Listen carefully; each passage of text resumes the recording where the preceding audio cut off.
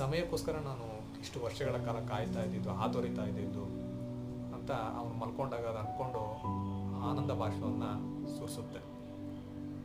ಅವನು ಸಹ ಆ ಮರದ ಒಂದು ಬೇರಿನ ಮೇಲೆ ಮಡಿಲಿನ ಹಾಗೆ ಮಲ್ಕೊಂಡಿರೋ ಥರ ಅಂದ್ಕೊಂಡು ಅವನು ಸಹ ತನ್ನ ಜೀವನವನ್ನು ನೆನೆಸ್ಕೊಂಡು ಅಳ್ತಾ ಇರ್ತಾನೆ ಅನ್ನೋ ರೀತಿಯಲ್ಲಿ ಈ ಕತೆ ಮುಗಿಯುತ್ತೆ.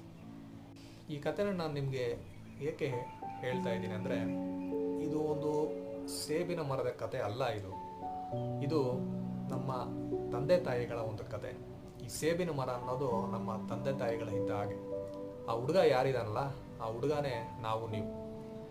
ಏನು ಅಂದರೆ, ನಾವು ಚಿಕ್ಕ ವಯಸ್ಸಲ್ಲಿ ಅಂದರೆ ಹುಟ್ಟಿ ಸ್ವಲ್ಪ ದಿನಗಳವರೆಗೂ ಅಥವಾ ಸ್ವಲ್ಪ ವರ್ಷಗಳವರೆಗೂ ಎಲ್ಲದಕ್ಕೂ ನಮ್ಮ ತಂದೆ ತಾಯಿಗಳ ಮೇಲೆ ಅವಲಂಬಿತವಾಗಿರ್ತೇವೆ, ಅವ್ರ ಮೇಲೆ ಡಿಪೆಂಡ್ ಆಗಿರ್ತೀವಿ. ಎಲ್ಲದಕ್ಕೂ ನಮ್ಗೆ ಅವರೇ ಬೇಕು.